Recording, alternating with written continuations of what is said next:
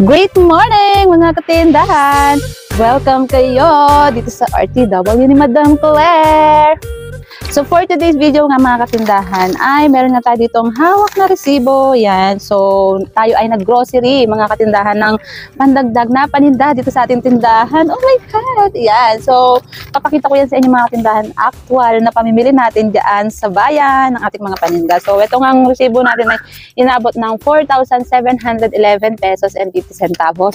Diba yan? So isang box yan mga katindahan na katamtaman lang ang laki. Yan. So ano nga ba itong 4,000 plus na pinamiling natin dyan sa grocery na pwede natin ipandagdag dito sa ating tindahan. Ayan ang ipapakita ko mga katindahan dito sa video na ito.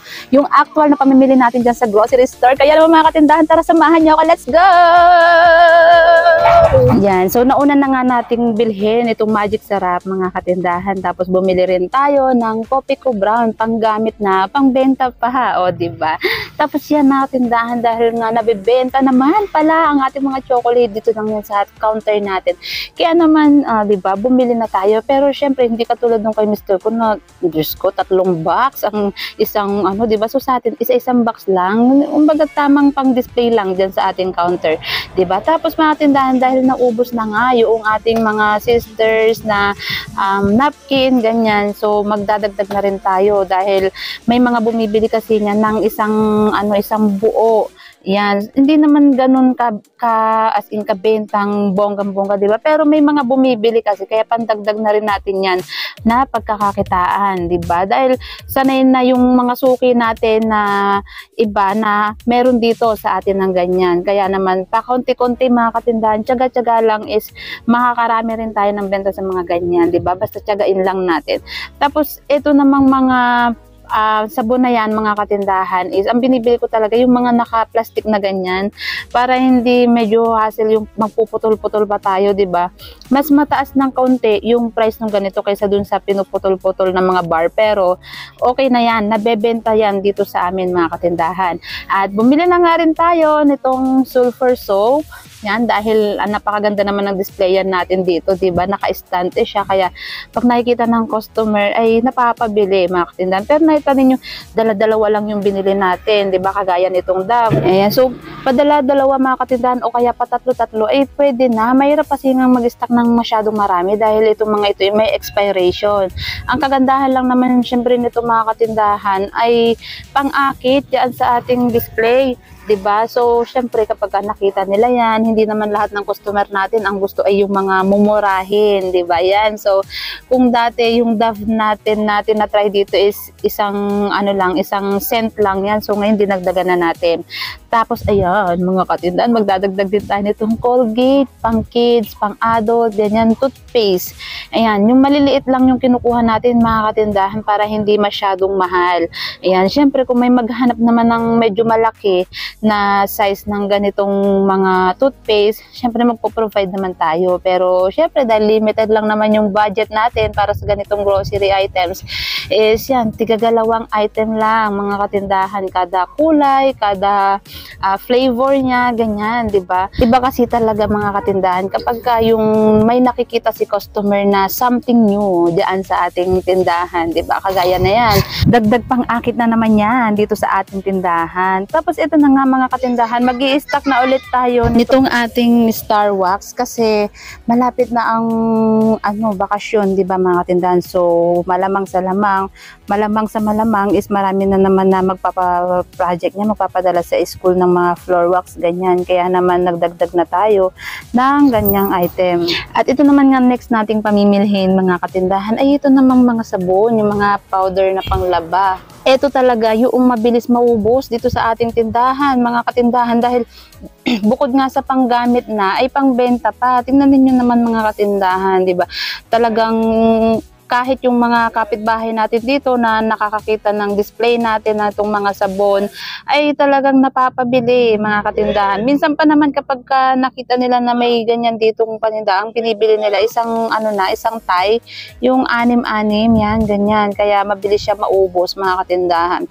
Kaya naman yan palagi yung kapag naubusan na ako niyan is damay na lahat ng mga kakulangan dito sa ating tindahan dahil talagang nagdadagdag tayo ng mga samot-saring item, mga katindahan, palagi ko yung pinapakita sa inyo para nga magkaroon din kayo ng idea na, 'di ba, kahit papaano may naidadagdag tayo sa ating tindahan. Aba, ay malaki rin ang tubo ha, mga katindahan. Yung baga namang 2, 3 na patong natin sa ganyang mga paninda, hindi naman natin ilalako yan, hindi naman tayo mapapagod. Kaysa naman yung pera natin nga ay nakatunga nga, ano lang dyan, naka-stack lang, nakaipon, 'di ba? Why not? Na idagdag natin na pagkakakitaan kahit barya-barya lang yan dahil nako, pag yan ay naipon talaga naman ang laking tulong sa ating pang-araw-araw, 'di ba? Grabe mga katindahan, subok na talaga ito. Kaya kahit hindi ganung kabenta, kahit mayroon talagang buwan na matumal, 'di ba? May buwan na taghin na kagaya ngayon. Kasi ang pupasok lang dito sa ating tindahan yung mga talagang may mga sasadyain na bilhin. Pero pag nakita nila yung ganyan na, kumbaga pupunta pa sila sa iba, ang layo-layo, di syempre dito na sila bibili. At dahil nga mga katindahan, napag-isip-isip ko na talaga na magdagdag ng mga medyo kakaiba dito sa ating tindahan. Ayan, kumuha na rin ako nitong mga nakabattle na shampoo. Yan, so itatry natin. Kita ninyo naman mga katindahan. Oh, tigagalawa lang dahil Diyos ko, pagka naman dinamihan natin masyado yan. Naku, ay bukod sa ang mahal-mahal na ng puhunan, magkano lang naman ang pwede nating ipatong dyan. Diba? 10, 15, 20, ganyan. Diba? So, medyo mataas yung presyo, kaya naman mga tindahan, padala-dalawa lang. Ang purpose lang natin dito mga katindahan is makita ng mga customer na ay may ganito pala dito, diba? So kaysa nga pupunta pa sila sa bayan, napakalayo, diba? Dahil hindi naman lahat ng sari-sari store ay may malalaking ganyan na paninda.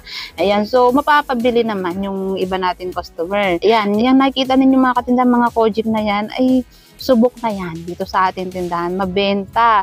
Lahat ng klase ng Kojic, mga katindahan, mapa Kojic na hubad, yung walang brand. Naku, talaga naman mga katindahan, mabenta.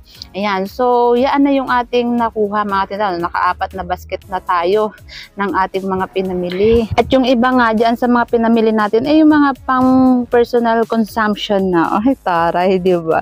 Ayan, kagaya nung pasalubong ko kay baby ko, yung mga tinapay, ganyan. Tapos yung pangkain-kain namin dito na mga gatas, ganyan, chichirya, may kaunting chichirya, diba yan? So, yun yung ating mga pinamili na hindi na natin naisama sa pag-video dahil nalobat na ako mga katindahan. Ayan, so bumili rin tayo ng mga dilata, ganyan, para pang-ulam natin, 'di ba? Yan. So isang anuhan na lang, isang lakaran na lang, 'di ba?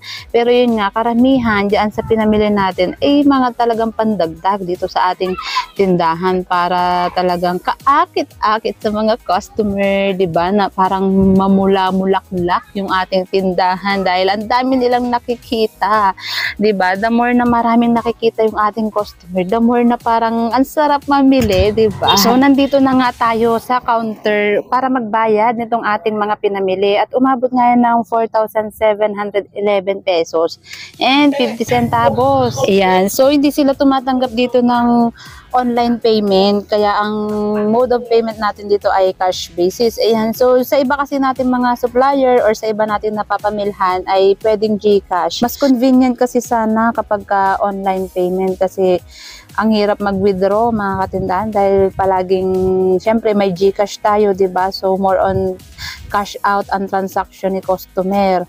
Ayan, so pero wala namang problema kung cash or cashless yung pambayad natin, ganyan. Ang mahalaga is meron naman tayong napamili ng mga paninda. 2,030. Thank you. Thank you. Goran na. Yan mga katindahan, di ba? May nagpa-cash out ganyan. 2,050 mga katindahan yung kinash out ni customer, di ba? So kailangan talaga natin ng cash dito sa ating tindahan kapag lalong-lalo na nga ganyan sa mga transaction natin, di ba? Magdagdag kayo ha ng GCash diyan sa inyong tindahan dahil kahit paano tingnan niyo naman yung 20 pesos, wala naman tayong kahirap-hirap. Nakaupo lang tayo, nag-aantay lang ng mga di ba? Marami na tayong suki dito sa ating tindahan ng ganyang cash in, cash out, di ba? No, Diyos ko, alam niyo yung sarado na yung tindahan natin kasi nga kapag katanghali, sobrang init. Dito nga sa lugar namin mga katindahan ay half day na lang ang pasok dahil sa sobrang init. Kawawa mga estudyante nahihimatay sa sobrang dehydrated na ganyan. Kaya naman kami dito minsan pagka hindi talaga kaya sa tanghalin tapat na sobrang init, naku, nagsasara kami mga katindahan, tapos babalik na lang kami ng 4 p.m. Mag-o-open na lang ulit kami ng 4 p.m. para hindi na ganun kainit. At dun sa 2 to 4 p.m. na mga katindahan, may kakapatok dyan sa ating gate para magpapa-Gcash, may bibili ng charger, may magpapaprint, ganyan. Eh, pagka ganun naman, eh, na-accommodate naman natin dahil, diba, kaysa naman nakabukas tayo, tapos ang sobrang init talaga. At least kahit paano may bumibili pa rin kahit sarado. Di ba, taray? So, ayan na nga mga katindahan. At naipakita ko na nga sa inyo, yung halagang 4,000 plus ng ating pinamili dyan sa bayan. Nag-grocery nga tayo na yung mga items na yan. At siya namang i-display na natin ora-orada dito sa ating tindahan. Tingnan natin papagtagalin pa, di ba? Kaya naman mga katindahan, no? Tsaga-tsaga lang tayo sa ating pagtitinda dahil lahat ng kahit maliit lang yan na effort dyan sa ating tindahan ay napakalaking tulong yan. Napakalaking blessing yan sa ating tindahan dahil yung mismong tindahan natin ay matutuwa naman sa atin dahil hindi natin siya pinapabayaan. Talagang kumbaga sa tao, pinapakain yung ating tindahan para meron siyang energy sa ating mga customer. Diba? Taray. So, ayan muna nga mga katindahan. Hanggang dito na lang muna itong ating video dahil magdi-display pa Madam Ninyo at magpe-presyo. Siyempre, diba? Mga katindahan, maraming salamat sa inyo palaging panonood and happy selling!